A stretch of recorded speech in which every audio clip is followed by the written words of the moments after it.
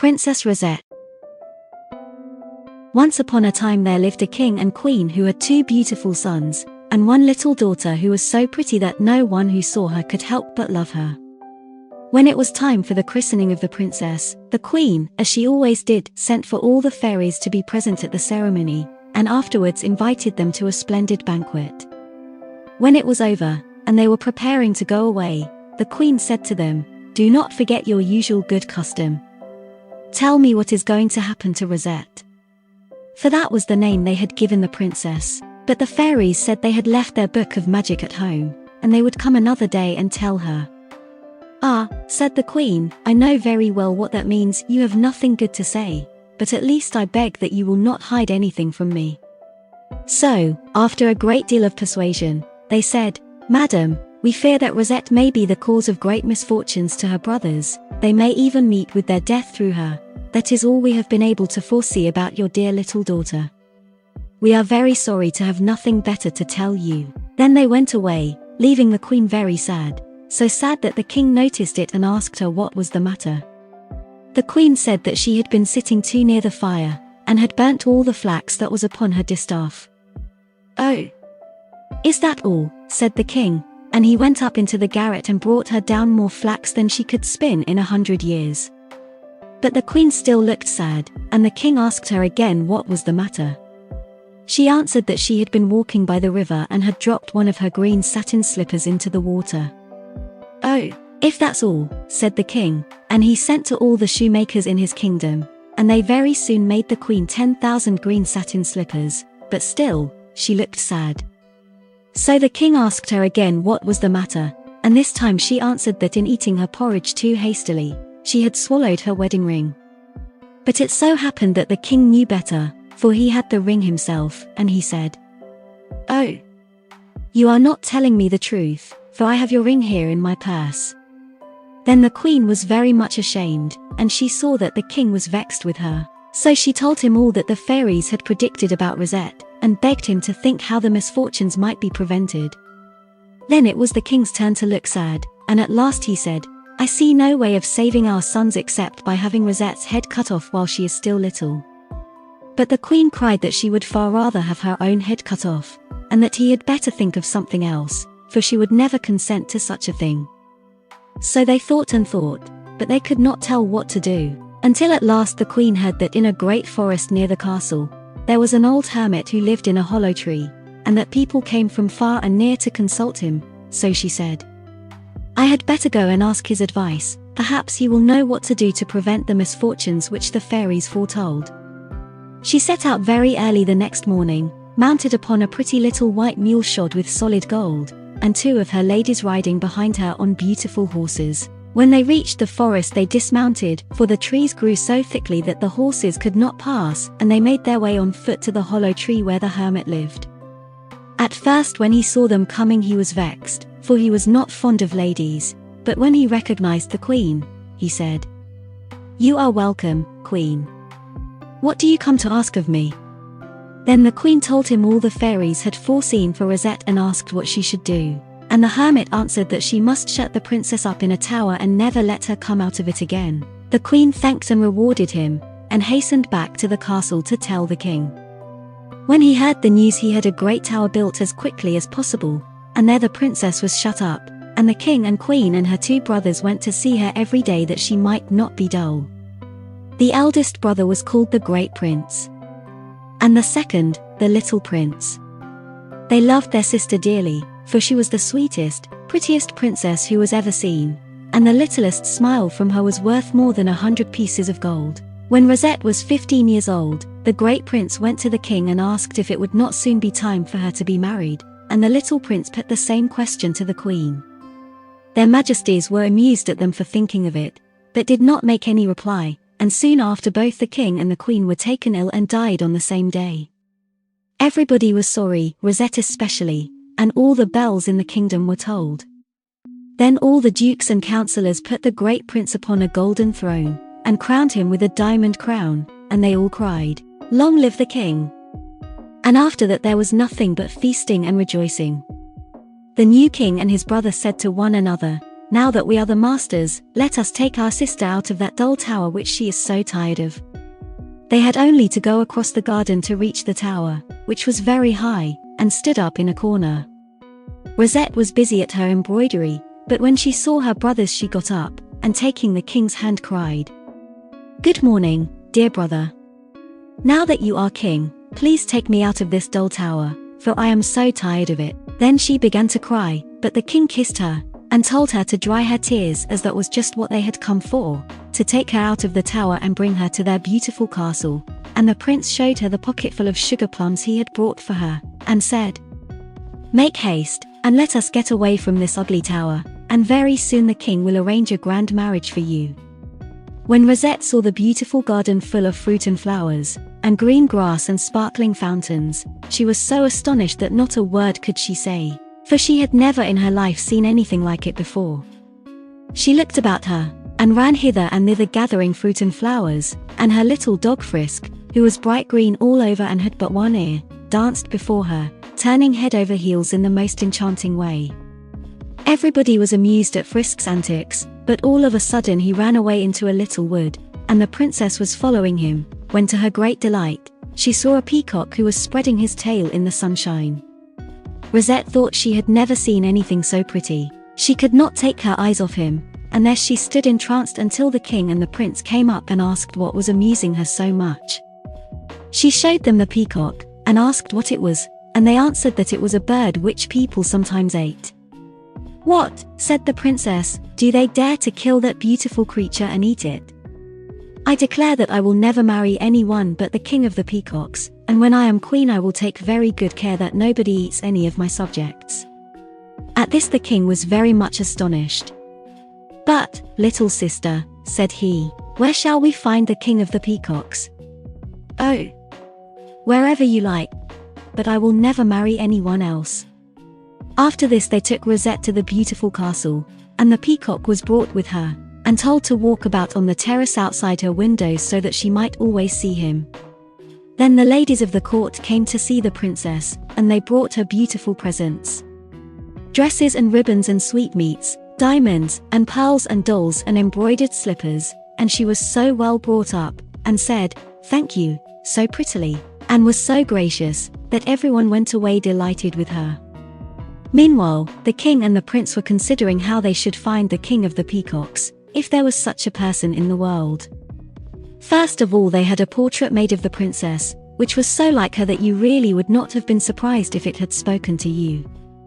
Then they said to her, "Since you will not marry anyone but the king of the peacocks, we are going out together into the wide world to search for him. If we find him for you we shall be very glad. In the meantime, mind you take good care of our kingdom."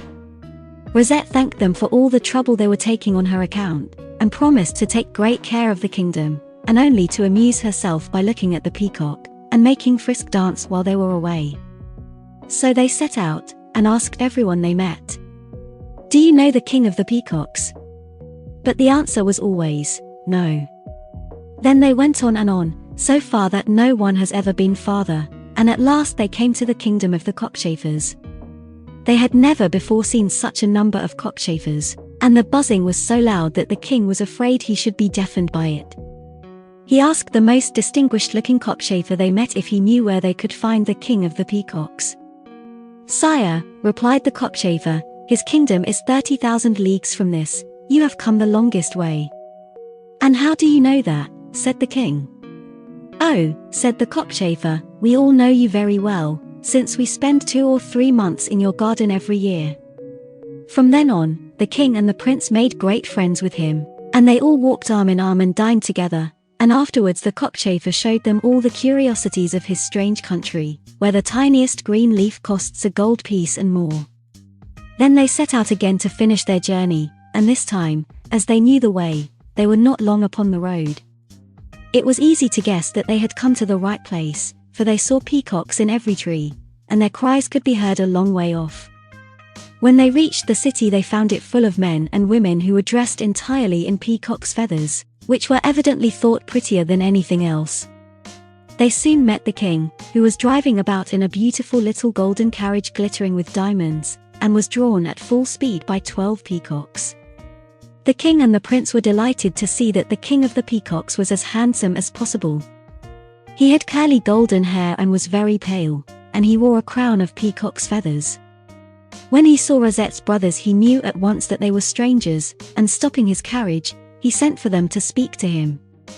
When they had greeted him, they said, "Sire, we have come from very far away to show you a beautiful portrait." So saying, they drew from their traveling bag the picture of Rosette.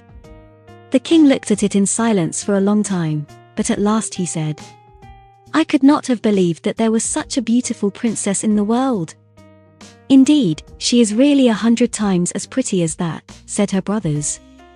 "I think you must be making fun of me," replied the king of the peacocks. "Sire," said the prince, "my brother is a king like yourself. He is called the king, I am called the prince, and that is the portrait of our sister, the Princess Rosette.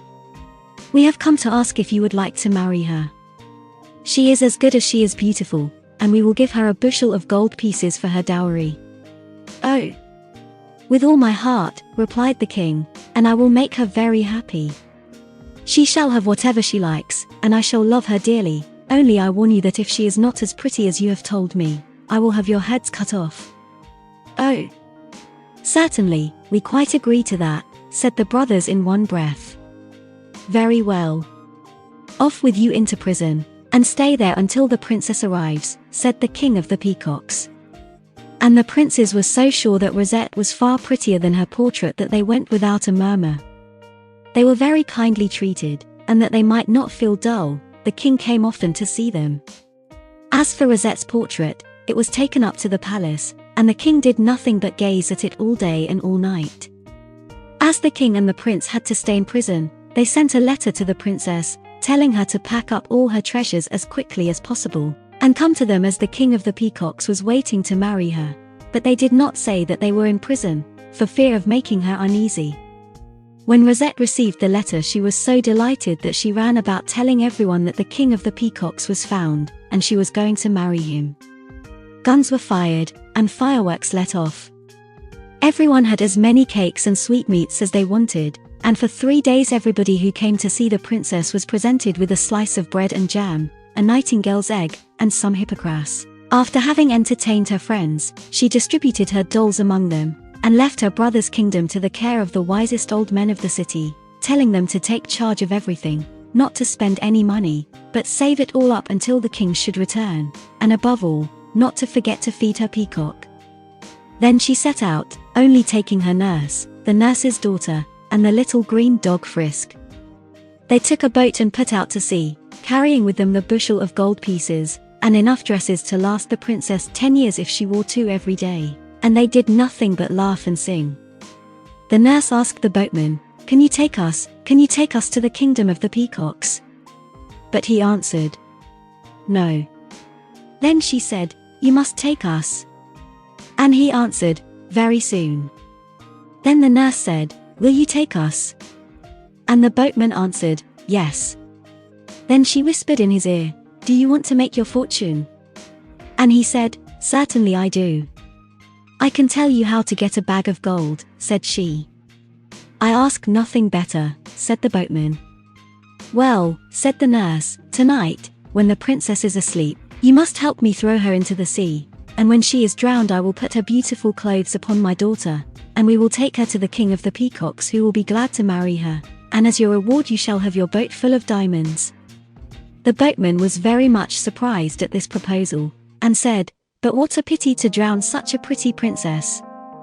However, at last the nurse persuaded him to help her, and when the night came and the princess was fast asleep as usual, with Frisk curled up on his own cushion at the foot of her bed, the wicked nurse fetched the boatman and her daughter, and between them they picked up the princess, her feather bed, and mattress, her pillows, blankets and all, and threw her into the sea without even waking her. Now luckily the princess's bed was entirely stuffed with phoenix feathers, which are very rare, and have the property of always floating upon water, so Rosette went on swimming about as if she had been in a boat. After a little while she began to feel very cold, and turned round so often that she woke Frisk, who started up, and having a very good nose, smelt the soles and herrings so close to him that he began to bark.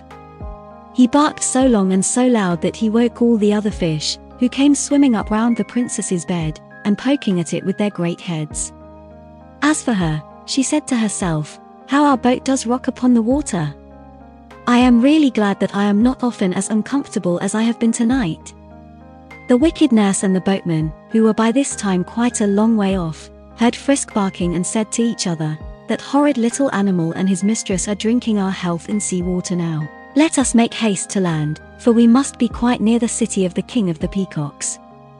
The king had sent 100 carriages to meet them, drawn by every kind of strange animal. There were lions, bears, wolves, stags, horses, buffaloes, eagles, and peacocks. The carriage intended for the Princess Rosette had 6 blue monkeys, which could turn somersaults and dance on a tightrope, and do many other charming tricks. Their harness was all of crimson velvet with gold buckles, and behind the carriage walked 60 beautiful ladies chosen by the king to wait upon Rosette and amuse her. The nurse had taken all the pains imaginable to deck out her daughter. She had her put on Rosette's prettiest frock, and covered her with diamonds from head to foot, but she was so ugly that nothing could make her look nice, and what was worse, she was sulky and ill-tempered, and did nothing but grumble all the time. When she stepped from the boat, and the escort sent by the king of the peacocks caught sight of her, they were so surprised that they could not say a single word. "Now then, look alive," cried the false princess. "If you don't bring me something to eat, I will have all your heads cut off." Then they whispered one to another, "Here's a pretty state of things. She is as wicked as she is ugly. What a bride for our poor king. She certainly was not worth bringing from the other end of the world." But she went on ordering them all about, and for no fault at all, would give slaps and pinches to everyone she could reach. As the procession was so long, it advanced but slowly, and the nurse's daughter sat up in her carriage trying to look like a queen. But the peacocks who were sitting upon every tree waiting to salute her, and who had made up their minds to cry, "Long live our beautiful queen," when they caught sight of the false bride could not help crying instead. "Oh, how ugly she is!" Which offended her so much that she said to the guards, "Make haste and kill all these insolent peacocks who have dared to insult me." But the peacocks only flew away, laughing at her. The rogue of a boatman, who noticed all this, said softly to the nurse, "Gossip is a bad business for us, your daughter ought to have been prettier." But she answered, "Be quiet, stupid, or you will spoil everything." Now they told the king that the princess was approaching. "Well," said he, "did her brothers tell me truly? Is she prettier than her portrait?" "Sire," they answered, "if she were as pretty that would do very well." "That's true," said the king, "I for one shall be quite satisfied if she is. Let us go and meet her." For they knew by the uproar that she had arrived, but they could not tell what all the shouting was about. The king thought he could hear the words, "How ugly she is," and he fancied they must refer to someone else the princess was bringing with her. It never occurred to him that it could apply to the bride herself. The Princess Rosette's portrait was carried at the head of the procession, and after it walked the king, surrounded by his courtiers.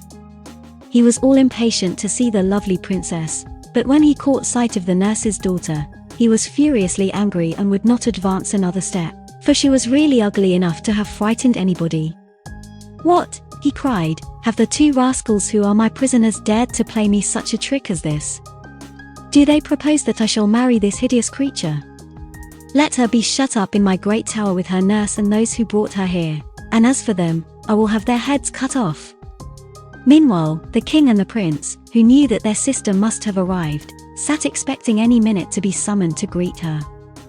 So when the gaoler came with soldiers, and carried them down into a black dungeon which swarmed with toads and bats, and when they were up to their necks in water, nobody could have been more surprised and dismayed than they were. "This is a dismal kind of wedding," they said. "What could have happened that we should be treated like this? They must mean to kill us." And this idea annoyed them very much. 3 days passed before they heard any news, and then the king of the peacocks came and berated them through a hole in the wall. "You have called yourselves king and prince to try and make me marry your sister," he cried. "But you are nothing but beggars not worth the water you drink. I mean to make short work with you, and the sword is being sharpened that will cut off your heads. "King of the Peacocks," answered the king angrily, "you had better take care what you are about. I am as good a king as yourself, and have a splendid kingdom and robes and crowns, and plenty of good red gold to do what I like with. You are pleased to jest about having our heads cut off. Perhaps you think we have stolen something from you." At first the king of the peacocks was taken aback by this bold speech, and had half a mind to send them all away together, but his prime minister declared that it would never do to let such a trick as this pass unpunished, as everybody would laugh at him. So the accusation was drawn up against them, that they were impostors, and that they had promised the king a beautiful princess in marriage who, when she arrived, proved to be an ugly peasant girl. This accusation was read to the prisoners, who cried out that they had spoken the truth, that their sister was indeed a princess more beautiful than the day, and that there was some mystery about all this which they could not fathom. Therefore they demanded 7 days in which to prove their innocence. The king of the peacocks was so angry that he would hardly even grant them this favor, but at last he was persuaded to do so. While all this was going on at court, let us see what had been happening to the real princess. When the day broke, she and Frisk were equally astonished at finding themselves alone upon the sea with no boat and no one to help them. The princess cried and cried, until even the fishes were sorry for her. "Alas," she said, "the king of the peacocks must have ordered me to be thrown into the sea because he had changed his mind and did not want to marry me. But how strange of him, when I should have loved him so much, and we should have been so happy together." And then she cried harder than ever, for she could not help still loving him. So for 2 days they floated up and down the sea, wet and shivering with the cold, and so hungry that when the princess saw some oysters, she caught them, and she and Frisk both ate some, though they didn't like them at all. When night came, the princess was so frightened that she said to Frisk, "Oh, do please keep on barking for fear the souls should come and eat us up." Now it happened that they had floated close to the shore, where a poor old man lived all alone in a little cottage. When he heard Frisk's barking, he thought to himself, there must have been a shipwreck. For no dogs ever passed that way by any chance, and he went out to see if he could be of any use. He soon saw the princess and Frisk floating up and down, and Rosette, stretching out her hands to him, cried, "Oh, good old man, do save me, or I shall die of cold and hunger." When he heard her cry out so pitifully, he was very sorry for her and ran back into his house to fetch a long boat hook. Then he waded into the water up to his chin, and after being nearly drowned once or twice, he at last succeeded in getting hold of the princess's bed and dragging it on shore. Rosette and Frisk were joyful enough to find themselves once more on dry land, and the princess thanked the old man heartily. Then, wrapping herself up in her blankets, she daintily picked her way up to the cottage on her little bare feet. There the old man lighted a fire of straw, and then drew from an old box his wife's dress and shoes for the princess to put on, and thus roughly clad, she looked as charming as possible. And Frisk danced his very best to amuse her. The old man saw that Rosette must be some great lady, for her bed coverings were all of satin and gold. He begged that she would tell him all her history, as she might safely trust him. The princess told him everything, weeping bitterly again at the thought that it was by the king's orders that she had been thrown overboard. "And now, my daughter, what is to be done?" said the old man. "You are a great princess, accustomed to fare daintily, and I have nothing to offer you but black bread and radishes, which will not suit you at all. Shall I go and tell the king of the peacocks that you are here? If he sees you, he will certainly wish to marry you." "Oh no," cried Rosette, "he must be wicked since he tried to drown me. Don't let us tell him, but if you have a little basket, give it to me." The old man gave her a basket, and tying it round Frisk's neck, she said to him, "Go and find the best cooking pot in the town and bring the contents to me." Away went Frisk, and as there was no better dinner cooking in all the town than the king's, he adroitly took the cover off the pot and brought all it contained to the princess, who said, "Now go back to the pantry, and bring the best of everything you find there." So Frisk went back and filled his basket with white bread, and red wine, and every kind of sweetmeat until it was almost too heavy for him to carry. When the king of the peacocks wanted his dinner, there was nothing in the pot and nothing in the pantry. All the courtiers looked at one another in dismay, and the king was terribly cross. "Oh well," he said, "if there is no dinner I cannot dine. But take care that plenty of things are roasted for supper." When evening came, the princess said to Frisk, "Go into the town and find out the best kitchen, and bring me all the nicest morsels that are being roasted upon the spit." Frisk did as he was told, and as he knew of no better kitchen than the king's, he went in softly, and when the cook's back was turned, he took everything that was upon the spit. As it happened, it was all done to a turn, and looked so good that it made him hungry only to see it. He carried his basket to the princess, who at once sent him back to the pantry to bring all the tarts and sugar plums that had been prepared for the king's supper. The king, as he had had no dinner, was very hungry and wanted his supper early, but when he asked for it, lo and behold, it was all gone, and he had to go to bed half-starved and in a terrible temper. The next day the same thing happened, and the next. So that for 3 days the king got nothing at all to eat, because just when the dinner or the supper was ready to be served, it mysteriously disappeared. At last the prime minister began to be afraid that the king would be starved to death, so he resolved to hide in some dark corner of the kitchen, and never take his eyes off the cooking pot. His surprise was great when he saw a little green dog with one ear slip softly into the kitchen, uncover the pot, transfer all its contents to his basket, and run off. The prime minister followed hastily, and tracked him all through the town to the cottage of the good old man. Then he ran back to the king and told him that he had found out where all his dinners and suppers went. The king, who was very much astonished, said he should like to go and see for himself. So he set out, accompanied by the prime minister and a guard of archers, and arrived just in time to find the old man and the princess finishing his dinner. The king ordered that they should be seized and bound with ropes, and Frisk also. When they were brought back to the palace, the king said, "Today is the last day of the respite granted to those impostors. They shall have their heads cut off at the same time as these stealers of my dinner." Then the old man went down on his knees before the king and begged for time to tell him everything. While he spoke, the king for the first time looked attentively at the princess because he was sorry to see how she cried. And when he heard the old man saying that her name was Rosette, and that she had been treacherously thrown into the sea, he turned head over heels 3 times without stopping in spite of being quite weak from hunger, and ran to embrace her, and untied the ropes which bound her with his own hands, declaring that he loved her with all his heart. Messengers were sent to bring the princes out of prison, and they came very sadly, believing that they were to be executed at once. The nurse and her daughter and the boatman were brought also. As soon as they came in, Rosette ran to embrace her brothers while the traitors threw themselves down before her and begged for mercy.